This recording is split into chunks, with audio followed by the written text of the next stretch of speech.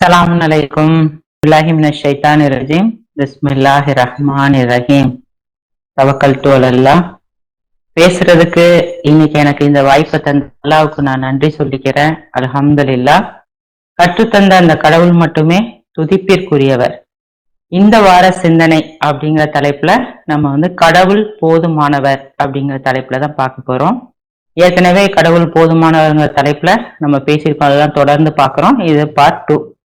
ஹஸ்புன் அல்லாஹுவ நேமல் வக்கீல் அப்படிங்கிறத நம்ம எப்ப முழுசா உணர முடியும் அப்படின்னா, கடவுளின் தன்மைகளை நம்ம எப்ப உணர்றோமோ அப்பதான் நம்ம அதை முழுசா உணர முடியும். அதாவது நம்மளுடைய அறிவுக்கு எட்டின அளவுக்கு கடவுள் தான் அனைத்தையும் செய்கிறார் அப்படிங்கிறத நம்ம புரிஞ்சுக்கிட்டு அவரை மட்டுமே சார்ந்து அவர்கிட்ட பொறுப்பை ஒப்படைச்சு நம்ம வாழும்போது நம்ம வாழ்க்கையில் நடக்கக்கூடிய ஒவ்வொரு விஷயங்களுமே ஒரு சுமை இல்லாத நிம்மதியான ஒரு வாழ்க்கைய நம்மளால இந்த உலகத்துல லீட் பண்ண முடியும். அதுக்கு நம்ம அவருடைய தன்மைகளை உணர்ந்து மதிக்க வேண்டிய முறைப்படி நம்ம கடவுளை மதிச்சு வாழ்ந்தாதான் அதை நம்ம முழுசா உணர முடியும். நம்ம வாழ்க்கையில நடக்கக்கூடிய இல்லது இந்த உலகத்துல நடக்கக்கூடிய ஒவ்வொரு விஷயமுமே ஒவ்வொரு வினாடியும் கடவுளுடைய தீர்மானத்தின்படிதான் நடந்துகிட்டே இருக்கு அப்படிங்கிறத கடவுள் நம்மளுக்கு ஒவ்வொரு விஷயத்திலுமே உணர்த்திக்கிட்டே தான் இருக்காங்க. நம்ம காலையில எழுந்ததுல இருந்து இரவு வரைக்கும் நம்மளுக்கு அனைத்து விஷயங்களையும் காரியங்களையும் அவர் தான் நடத்தி தந்துட்டு இருக்காரு அப்படிங்கிறத நம்மளுக்கு தெரியப்படுத்திக்கிட்டே தான் இருக்காங்க கடவுள். இப்ப நம்ம சாதாரணமா நம்ம வீட்டுல செய்யக்கூடிய வேலைகள்லயே நம்ம இன்னைக்கு ஒரு மீன் சமைக்கலாம் அப்படின்னு நினைப்போம். அதுக்குள்ள பிளான்ல எல்லாத்தையும் எடுத்து வச்சிருப்போம். அப்ப அவர் போன் அடிப்பார், இல்ல நான் இன்னைக்கு வேலைக்கே போல, இல்ல நீங்க கேட்ட மாதிரி இல்ல, அதனால நான் எடுத்துட்டு வரல அப்படிம்பாரு. அதுக்கப்புறம் நம்ம அதை மாத்தி வேற அரேஞ்ச்மெண்ட் பண்ணி அதை நம்ம சாப்பிடுவோம். நம்மளை பொறுத்த வரைக்கும் நம்ம இதை பிளான் பண்ணோம், அதை சாப்பிடுறோம் அப்படின்னு நம்ம நினைக்கிறோம். ஆனா கடவுள் நம்மளுக்காக அதை தான் சாப்பிடணுங்கிறத முன்னாடியே தீர்மானித்து வச்சிருக்காரு அப்படிங்கிறத நம்ம அந்த தருணத்துலதான் உணர்றோம். அதே மாதிரி நிறைய டைம் நான் ஃப்ரிட்ஜ்ல இருந்து எல்லாத்தையும் காலையில எடுத்து வச்சிருவேன். இதெல்லாம் நான் சமைக்கணும் அப்படின்னு காலையில எடுத்து வச்சிருவேன். அப்புறம் இவங்க போன் அடிப்பாங்க ஒரு 11 o'clock அந்த மாதிரி. இல்ல நான் வரமாட்டேன், நீ மட்டும் சாப்பிட்டுக்கோ அப்படிம்பாங்க. உடனே நான் எல்லாத்தையும் எடுத்து வச்சுட்டு வேற பிளானுக்கு போயிடுவேன். சிம்பிளா எனக்கு மட்டும் பண்ற மாதிரி பண்ணி அப்ப சாப்பிடும் போதுதான் நான் யோசிப்பேன், நம்ம காலையில இருக்கிறப்ப இதெல்லாம் செய்வோம்னு நினைச்சு எடுத்து வச்சோம், ஆனா இன்னைக்கு இதைதான் செஞ்சு சாப்பிடுறோம் அப்படின்னு. இப்போ கடவுள் இதைதான் சாப்பிடணுங்கிறத எவ்வளோ நாளைக்கு எவ்வளோ காலத்துக்கு முன்னாடியே அவர் தீர்மானிச்சு வச்சிட்டாரு. அவர் தான் எல்லாத்தையும் செய்யக்கூடியவரா இருக்காரு அப்படிங்கிறத இந்த மாதிரி ஒவ்வொரு விஷயங்களையும் சொல்லி கொடுத்துட்டே இருக்காரு. நான் தொழுகைக்கு எங்க வீட்டுல இருந்து நான் மண்ணடிக்கு போகணும்னா நான் ஆட்டோல போவேன். தொழுகைக்கு போற டைம்ல அப்ப ஒரு தனி ஆட்டோல போகணும்னா 150 ஆகும். சரி, ஓகே, நான் தனி ஆட்டோக்காக வெயிட் பண்ணிட்டே நிப்பேன். அப்போ பாத்தீங்கன்னா தனி ஆட்டோவே வராது, ஃபுல்லா ஷேர் ஆட்டோ தான் வரும். நானும் வெயிட் பண்ணி பார்ப்பேன். சரி, தொழுகைக்கு டைம் ஆகுது அப்படின்னு சொல்லிட்டு நான் ஷேர் ஆட்டோலயே போயிடுவேன். அப்போ அதுக்கு 40 rupees தான் ஆகும். சரி, அடுத்த வாரம் என்ன பண்ணுவேன்னா 150 கொடுத்து போறதுக்கு ஷேர் ஆட்டோ தான் நிறைய வருது, 40 rupeesலயே போயிடலான்னு அப்போ 40 rupees தனியா எடுத்து வச்சுட்டு நான் வெயிட் பண்ணிட்டே இருப்பேன். அப்ப ஷேர் ஆட்டோவே வர, தனி ஆட்டோ தான் வரும். அப்பதான் நினைச்சுப்பேன், இது 150 இன்னைக்கு நம்ம செலவழிக்கணுமா 40 rupees செலவழிக்கணுமா? எந்த ஆட்டோல நம்ம போய் இறங்கணுங்கிற வரைக்கும் எல்லாத்தையுமே செய்யக்கூடியவரா கடவுள் தான் இருக்காரு. எவ்வளவு நம்ம கையில மீதம் இருக்கணும், எவ்வளவு நம்ம செலவழிக்கணும் அப்படிங்கிறத எல்லாத்தையும் நம்ம டிசைட் பண்ணல, கடவுள் தான் டிசைட் பண்றாரு அப்படிங்கிறத ஒவ்வொரு விஷயத்திலுமே கடவுள் உணர்த்திக்கிட்டே இருக்காங்க. அவுது பில்லாஹி மினஷ் ஷைத்தானிர் ரஜீம் பிஸ்மில்லாஹிர் ரஹ்மானிர் ரஹீம் 19:26. வாழ்வாதாரங்கள் அனைத்தையும் கடவுள் கட்டுப்படுத்துகின்றார். கடவுள்தான் அவர் நாடியோருக்கு வாழ்வாதாரத்தை அதிகரிக்கவோ அல்லது அதனை நிறுத்தி வைத்து கொள்ளவோ செய்கின்ற ஒருவர். கடவுள் தான் கூடவும் கொடுக்கறாரு, குறையவும் கொடுக்கறாரு, இல்லைன்னா நிறுத்தியும் வச்சுக்கிறாரு. எல்லாமே செய்யக்கூடியவரா அவர் தான் இருக்க அப்படிங்கிறத எல்லாம் நம்மளுக்கு சொல்றாங்க. ஆனா நம்ம என்ன சொல்றோம் அப்படின்னா, உன்னுடைய திறமைய அதிகமா வளர்த்துக்க, நீ பெரிய பெரிய படிப்பு படி, அப்பனா நீ நிறைய சம்பாதிக்கலாம். ஆமா, இப்ப கோடி கணக்குல வந்து ஒருத்தர் டேர்ன் ஓவர் பண்ணுவாரு. ஆனா அவர் கையில பாத்தீங்கன்னா காசே இருக்காது.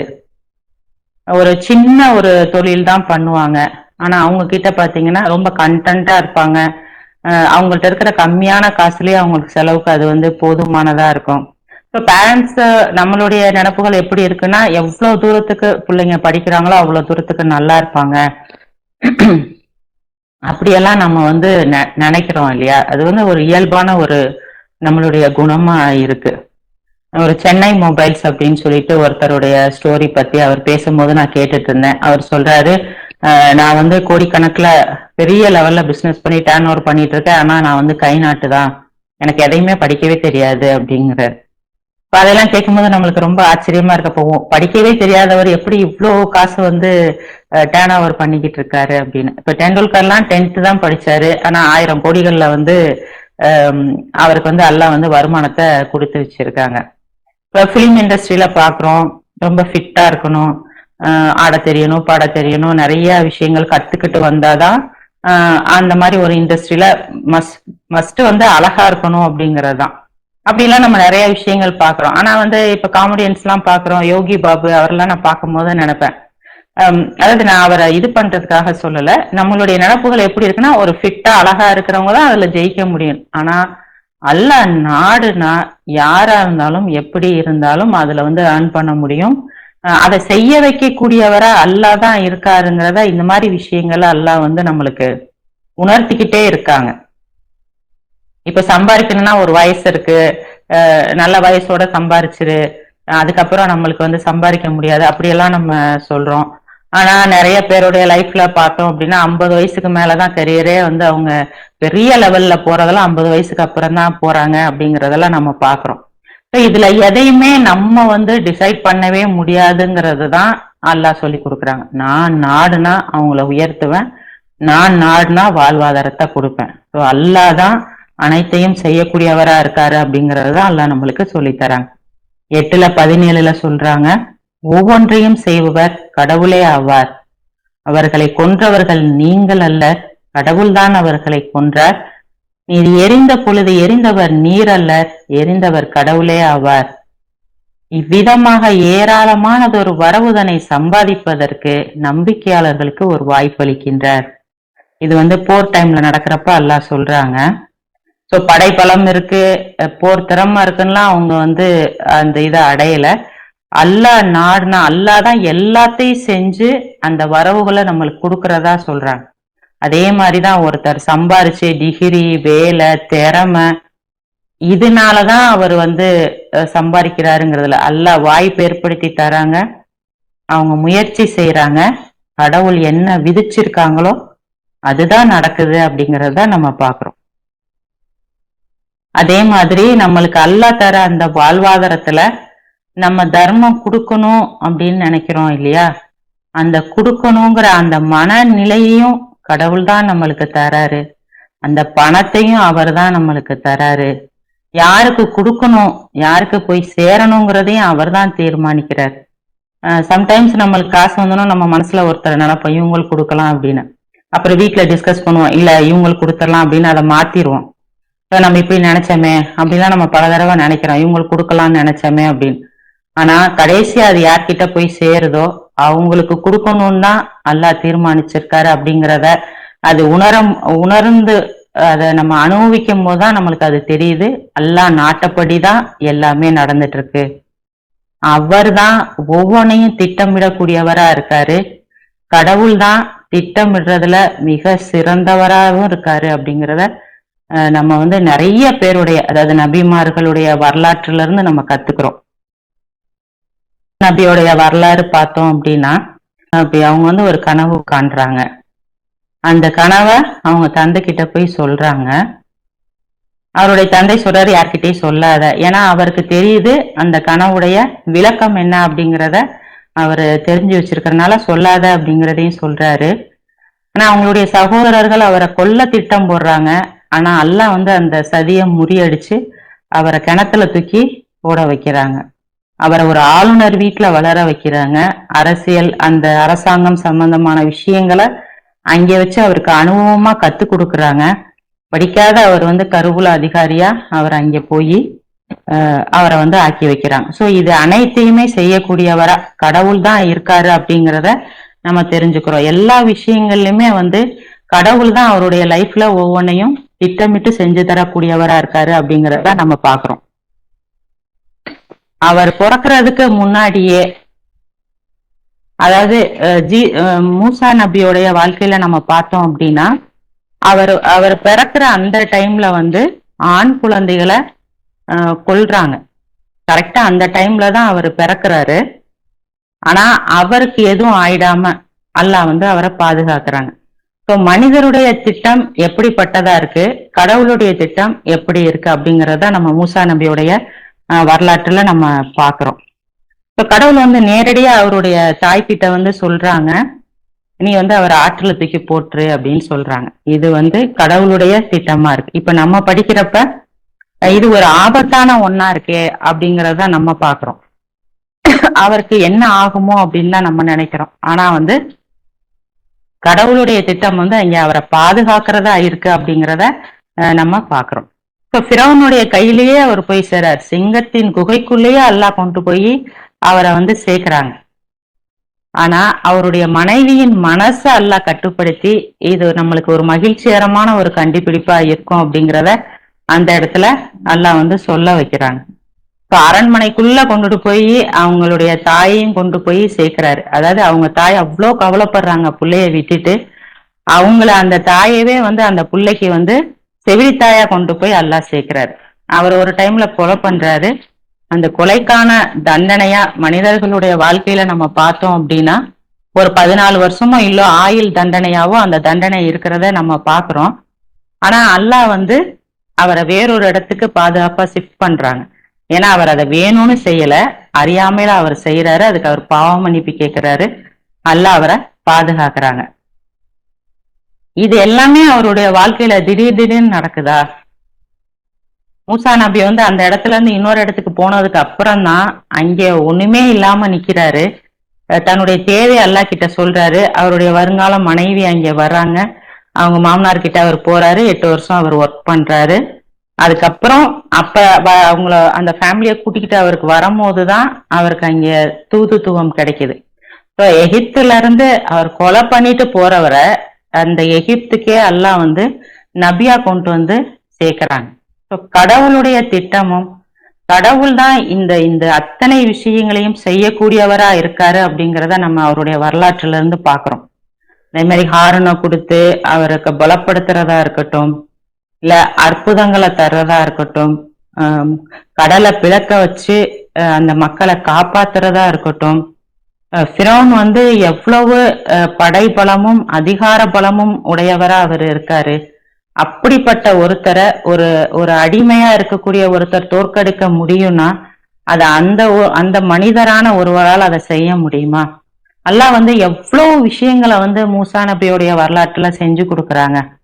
இதெல்லாம் கடவுள் நம்மளுக்கு ஏன் சொல்லி கொடுக்குறாங்க அப்படின்னா, உங்க வாழ்க்கையில நடக்கக்கூடிய விஷயங்கள் அனைத்துமே என்னாலதான் தீர்மானிக்கப்படுது, அனைத்தையும் செய்யக்கூடியவரா நான் தான் இருக்கேன் அப்படிங்கறத அல்லாஹ் நம்மளுக்கு ஒவ்வொரு விஷயத்திலையும் சொல்லி தராங்க. 10:31 அல்லாஹ் சொல்றாங்க, வானம் மற்றும் பூமியிலிருந்து உங்களுக்கு வழங்குபவர் யார்? செவிப்புலன் மற்றும் பார்வை அனைத்தையும் கட்டுப்படுத்துபவர் யார்? இறந்தவற்றிலிருந்து உயிர் உள்ளவற்றையும் உயிருள்ளவற்றிலிருந்தும் இறந்தவற்றையும் வெளிக்கொண்டு வருபவர் யார்? அனைத்து விஷயங்களையும் கட்டுப்பாட்டில் வைத்திருப்பவர் யார்? அவர்கள் கூறுவார்கள், கடவுள். கூறும், பின்னர் நீங்கள் ஏன் கட்டளைகளை கடைபிடிப்பதில்லை? எல்லாத்தையுமே அல்லாஹ் தான் செய்யறாரு அப்படிங்கிறத நீங்க நன்கு தெரிஞ்சு வச்சிருக்கீங்கன்னா கடவுளுடைய கட்டளைகளை நீங்க ஏன் கீழ்ப்படிய மாட்டுக்கிறீங்க? நீங்க ஏன் அதை கடைபிடிக்க மாட்டுக்கிறீங்க அப்படிங்கறத அல்லாஹ் நம்ம கிட்ட கேக்குறாங்க. ஏன்னா அல்லாஹ் அனைத்தையுமே ஒரு குறிப்பிட்ட நோக்கத்திற்காக தான் இங்க படைச்சிருக்காங்க அப்படிங்கறது நம்மளுக்கு நல்லாவே தெரியும். அல்லாஹ் சூரியனை ஒளிரக்கூடியதா வச்சிருக்காரா, சந்திரனை விளக்கா வச்சிருக்காரா, வருஷங்களின் எண்ணிக்கையை நம்மளுக்கு கத்து கொடுத்திருக்காரா, எல்லாமே நம்மளுக்கு எதுக்கு அல்லாஹ் தந்திருக்காரு அப்படின்னா, எதையுமே இந்த டைம் எதுவுமே வீணுக்காக அல்லாஹ் படைக்கல. எல்லாத்தையுமே ஒரு குறிப்பிட்ட காரணத்தோட தான் அல்லாஹ் இந்த உலகத்துல படைச்சிருக்காங்க. சோ அந்த படைப்பின் முக்கியமான நோக்கம் என்னன்னா கடவுள் கொடுத்த கட்டளைகளுக்கு கீழ்ப்படுகிறது தான். 21:73 அல்லாஹ் சொல்றாங்க, நம்மளுடைய கட்டளைகளுக்கு ஏற்ப வழி நடத்திய இமாம்களாக நாம் அவர்களை ஆக்கினோம்.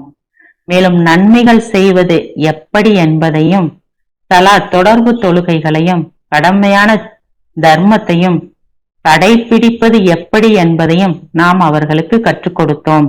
நம்மளுக்கு அர்ப்பணித்து கொண்ட அடியார்களாக அவர்கள் இருந்தனர். அல்லாஹ் கட்டளைகளை கொடுத்ததோட அப்படியே நம்மளை விட்டுறல. நம்மள அந்த கட்டளைகளை வழி நடத்திக்கிட்டு போகக்கூடிய இமாம்களையும் நம்மளுக்கு அல்லாஹ் அனுப்பிச்சு விட்டுருக்காங்க.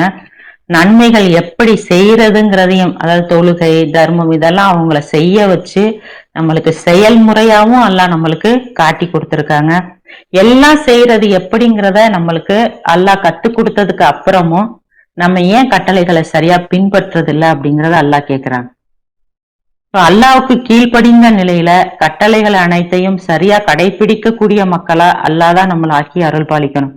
ஒவ்வொரு விஷயத்தையும் படைக்கக்கூடியவரா இந்த உலகத்துல படைச்சிருக்கிற ஒரு எறும்புல இருந்து, காக்கா குருவில இருந்து, சிங்கம் புலிகள்ல இருந்து, கடல்வாழ் உயிரினங்கள்ல இருந்து, மனிதன் ஜின்னு மலக்குகள், சூரியன் சந்திரன் மரம் செடி கொடின்னு அத்தனையும் படைச்சது யாரு அப்படின்னு கேட்டா எல்லாருமே எந்த ஒரு இதுவுமே இல்லாம அல்லாஹ் அப்படின்னு தான் சொல்லுவோம் இல்லையா? அப்ப அல்லாஹ் ஒவ்வொரு சான்றுகளையும் தான் தான் படைச்சிருக்கேன் அப்படிங்கிறத நம்மளுக்கு தொடர்ந்து காட்டிக்கிட்டே தான் இருக்காங்க.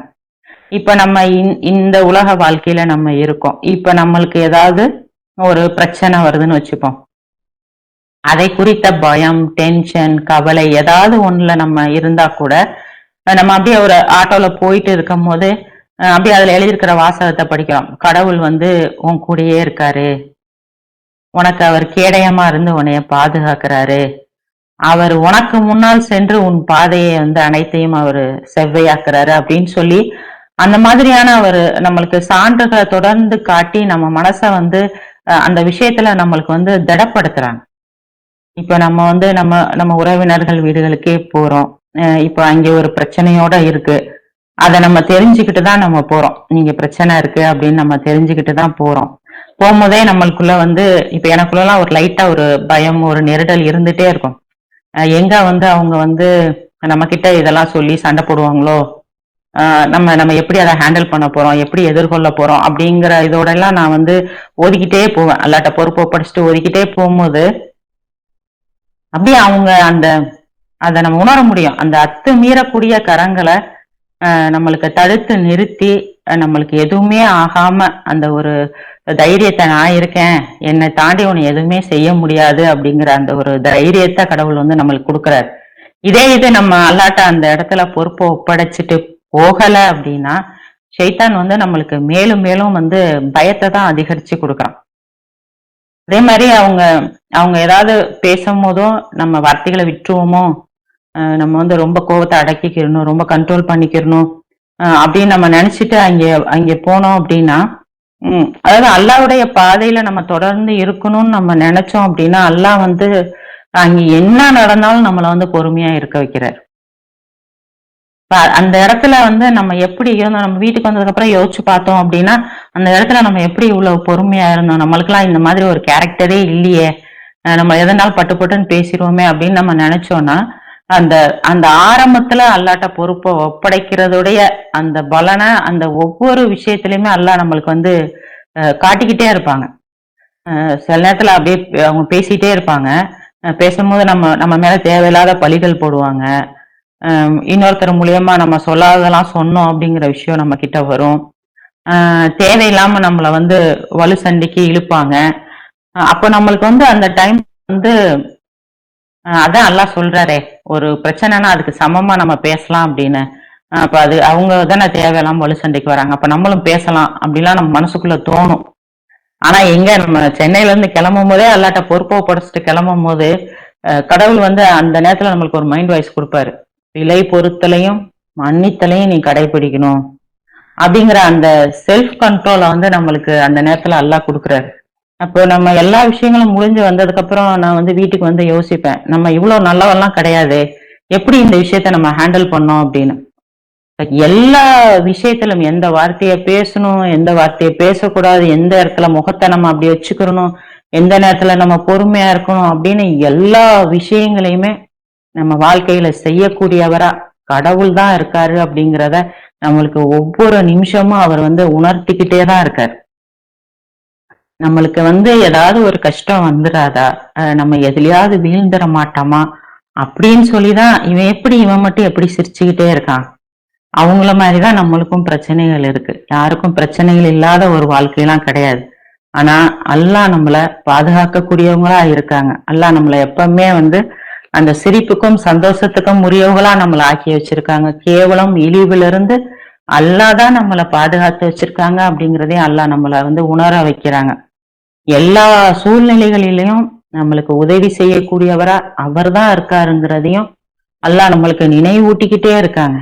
நம்மளை சிரிக்க வைக்கக்கூடியவரா, நம்மளை அழ வைக்கக்கூடியவரா, நம்மளை சிந்திக்க வைக்கக்கூடியவரா, அவரை பத்தி நினைவூட்டி ஊட்டி அவருடைய அத்தாட்சிகளை தொடர்ந்து நம்மளுக்கு காமிச்சு அவர் பக்கம் நம்மளுடைய கவனத்தை திருப்பக்கூடியவரா, நமக்காக அத்தனையும் செய்யக்கூடியவரா நம்முடைய கடவுள் இருக்காரு அப்படிங்கறதா நம்மளுக்கு அவர் காட்டிக்கிட்டே இருக்காரு.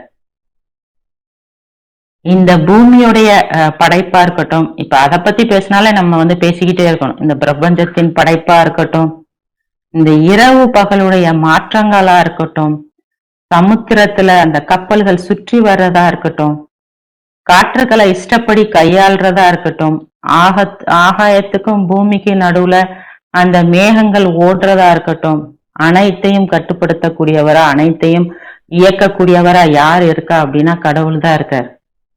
கோடிக்கணக்கான இலைகள் உள்ள ஒரு மரத்துல அந்த ஒரு இலை உழுவுறத கூட தீர்மானிக்க கூடியவரா, அறிந்தவரா அல்லாதான் இருக்காரு அப்படிங்கறத நம்ம பார்க்கணும். அணுவையும் அணுவை விட சின்னதையும் இயக்கக்கூடியவரா நம்மளுடைய இரட்சகர் தான் இருக்காரு.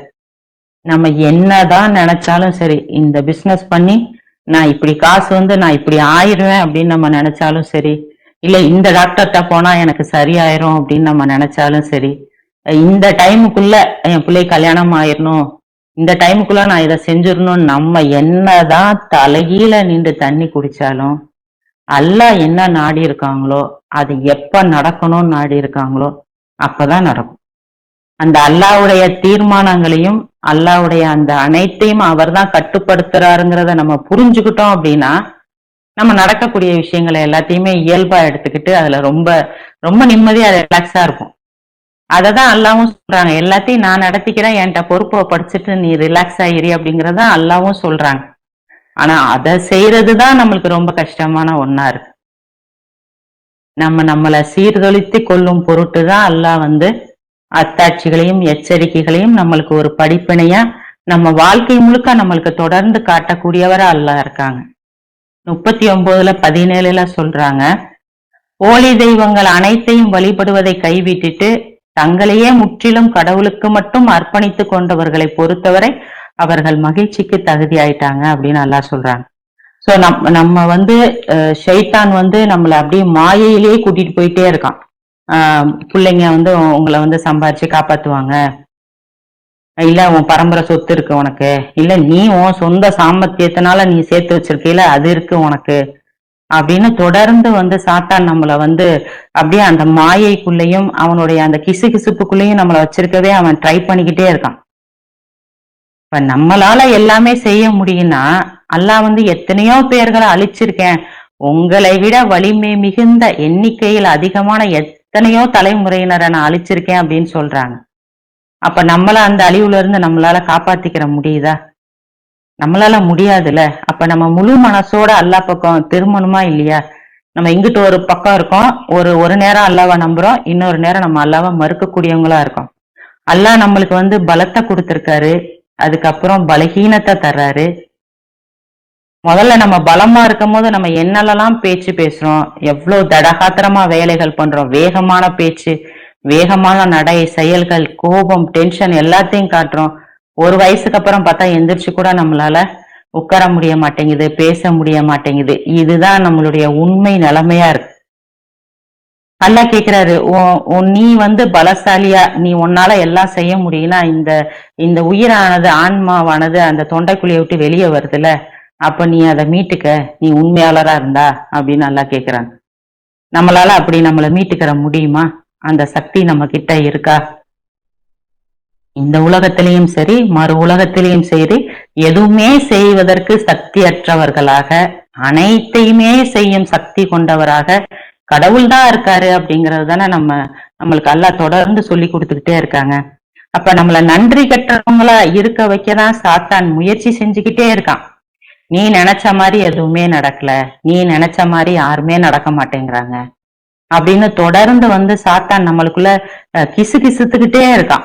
அவனுடைய எல்லா அவனுக்கு ஃப்ரீடம் கொடுத்திருக்காருல, பணத்திலையும் பிள்ளைகளையும் நீ பங்கு பெற்றிருக்க, அவனை நீ என்ன வேணாலும் பண்ணிக்க அப்படின்னு சொல்லி. அப்ப சாத்தான் என்ன பண்றான் அப்படின்னா, இந்த உலக வாழ்க்கைய நம்மளுக்கு மாயையா காட்டி நம்மளை இழுத்துட்டே இருக்கான். ஆனா அல்லாஹ்வுடைய அருளால அல்லாஹ் நம்மளுக்கு தொடர்ந்து வழிகாட்டிக்கிட்டே இருக்காங்க. அல்லாஹ் தான் நம்மளுக்கு அந்த நன்றி செலுத்தக்கூடிய கவனத்தை அல்லாஹ் தான் தராங்க. அந்த முழு பொறுப்பை அவர்கிட்ட ஒப்படைச்சிட்டு ஒரு வேலையை ஆரம்பிக்கணுங்கிறதையும் அல்லாஹ் தான் நம்மளுக்கு சொல்லி தராங்க.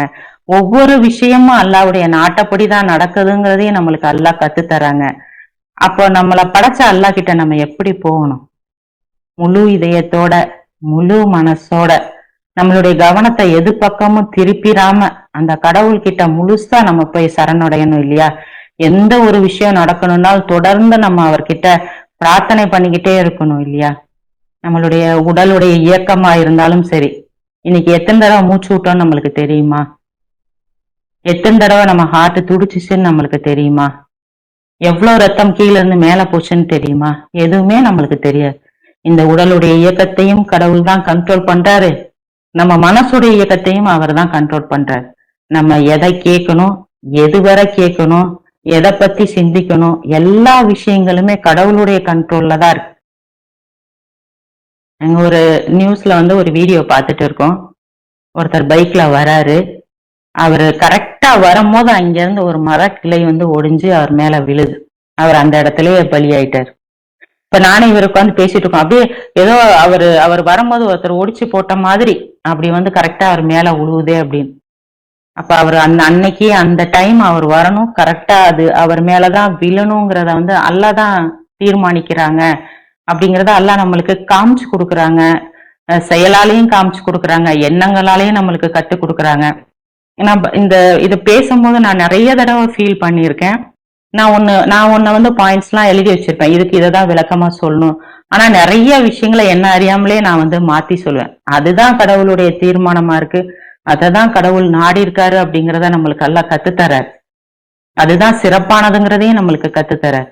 ஸோ நம்ம குனியிறது, நிமிர்றது, நடக்கிறது, நம்ம வாழ்க்கையில சம்பாதிக்கிறது, நம்மள்ட்ட எது இருக்கணும், எது இருக்கக்கூடாது, இப்ப நம்ம எதோட இருக்கணும் அப்படிங்கிற நம்ம வாழ்க்கையுடைய அத்தனை தீர்மானங்களையும் அத்தனை விஷயங்களையும் நிமிஷத்துக்கு நிமிஷம் மாற்றங்களோட செய்யக்கூடியவரா அவர் நினைச்சபடி, அவர் நாட்டப்படி அனைத்தும் நடந்துகிட்டு இருக்கு அப்படிங்கறதுதான் அல்லாஹ் நம்மளுக்கு ஒவ்வொரு விஷயத்திலையும் காட்டிக்கிட்டே இருக்காங்க. ஸோ நம்ம பிறக்கிறதுக்கு முன்னாடியே நம்ம பிறப்போம், இந்த பூமியில வாழ்வோம்னு சொல்லி நம்மளுக்காக அத்தனையும் தீர்மானிச்சு சிறப்பா பண்ணி கொடுத்த அல்லாஹ் இனிமேயும் நம்ம வாழ்க்கையில நடக்கக்கூடிய அனைத்து விஷயங்களையும் நமக்காக, நம்ம அவரை சார்ந்து இருக்கும் போது நமக்காக அவர் பண்ணி தர மாட்டாரா? எந்த விஷயத்த நினைச்சும் நம்ம கவலைப்படவே தேவையில்லை. இந்த பூமியின் மீது நம்மளுக்கு நடக்கக்கூடிய எந்த ஒன்றுமே எல்லாமே ஏற்கனவே பதியப்பட்டுருச்சு. நம்ம படைக்கிறதுக்கு முன்னாடியே இதை செய்வதற்கு கடவுளுக்கு இது எளிதானது அப்படிங்கிறாங்க. அப்ப இனிமே உள்ள அந்த வாழ்க்கையை செய்யறது கடவுளுக்கு கஷ்டமானதா? நாம செய்ய வேண்டியதெல்லாம் என்ன அப்படின்னா, தொடர்ந்து அவருக்கு நன்றி செலுத்தி கொண்டு நம்ம அடைஞ்ச எல்லா விஷயத்துக்கும் நான் தான் அடைஞ்சேன் அப்படின்னு பெருமைப்படாம அல்லாவுக்கு நன்றி சொல்லிக்கிட்டு, எது நடந்தாலும் நாளைக்கு என்ன ஆகுமோ அப்படின்னு சொல்லி பயப்படாம, நம்ம வாழ்க்கையில் நடக்கக்கூடிய நம்ம விரும்பின மாதிரி நடந்தாலும் சரி, நடக்காட்டாலும் சரி, பின்னாடி நடக்கக்கூடிய நல்லதுக்காக இது ஒரு தக்க காரணத்தோட தான் நடக்குது அப்படின்னு சொல்லி அந்த அல்லாஹ் மேல உள்ள ஒரு திடமான நம்பிக்கையோட எல்லா விஷயங்களையும் அவர்கிட்டயே பொறுப்பா ஒப்படைச்சிட்டு நம்ம செய்யும் போது நம்மளுடைய காரியங்களை சிறப்பாக்கி தர்றதுக்கு கடவுள் போதுமானவரா இருக்காரு அப்படின்னு உணர்ந்து அந்த சரணடைந்த நிலையிலேயே நம்மளை மரணிக்கிறதுக்கு அல்லாஹ் அருள் பாலிப்பாராக. அல்ஹம்துலில்லாஹ். மாஷா அல்லாஹ். லா குவத்த இல்லா பில்லா. ஸலாமுன் அலைக்கும்.